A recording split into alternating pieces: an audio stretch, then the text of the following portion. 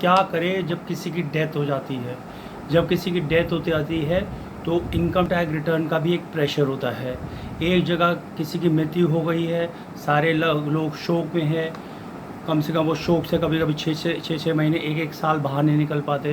पर on the other hand income tax की due date निकल रही होती है। कैसे करे, कोई बोल भी नहीं सकते सर अपनी रिटर्न भरवा दो। जो मर गया बंदा बोलेगा जी भैया कोई मर गया तो आपके में रिटर्न की पड़ रही है, पर नहीं। पर आप देखो आगे जाके अगर जो बंदा डिसीज पर्सन है उसकी टैक्सेबल लिमिट से ऊपर इनकम है 5 लाख से ऊपर, तो कितनी टैक्स लाइबिलिटी बन सकती है। लेट सपोज कि 25-30 लाख 40 लाख की इनकम थी तो 30% के हिसाब से 13-14 लाख की लाइबिलिटी बन जाती है। तो वो इनकम टैक्स तो नहीं छोड़ते उस पैसे को।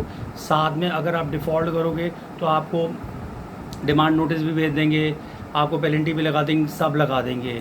पर रिकवर कैसे कर रहे? मरना जो बंदा मरता है उससे तो रिकवर नहीं कर सकते।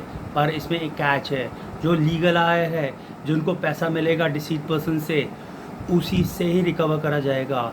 सपोज़ 50 लाख की इनकम है, अगर मैं सिंपल फ्लैट रेट पर लेता हूँ 30%, 15 लाख रुपए की लाइबिलिटी बनती है।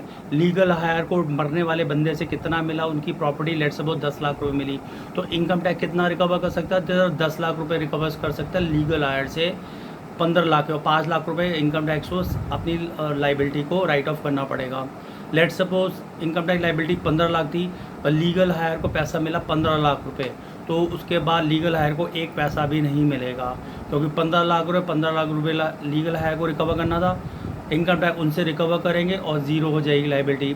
लेट सपोज लीगल हायर को 20 लाख रुपए मिलने थे डिसीज पर्सन से in the form of property, cash, asset as a case में भी, और इनकम टैक्स की लाइबिलिटी 15 लाख रुपए, तो इनकम टैक्स 15 रिकवर कर लेगा, 5 लाख रुपए उनको छोड़ देगा।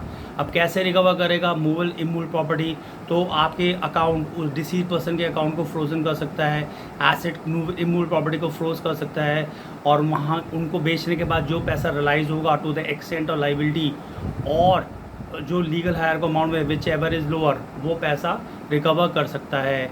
अब लीगल हायर कैसे आइडेंटिफाई करें लीगल हायर कौन होता है? या तो रजिस्टर्ड विल में लिखा होगा, विल के हिसाब से जो प्रॉपर्टीज़ बटी है वो लीगल हायर हो सकता है, या लीगल हायर सर्टिफिकेट जो कोर्ट के द्वारा इशू हम करवा सकते हैं, या सेसेशन सर्टिफिकेट भी हो सकता है, या कुछ भी ना हो तो नॉमिनी भी चल जाता है। अगर नॉमिनी को पैसा मिल गया है तो नॉमिनी से भी रिकवर कर सकते हैं।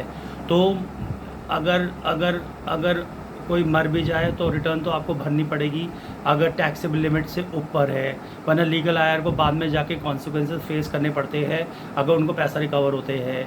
कैसे रजिस्टर करना है? जो डिसीज पर्सन है उसकी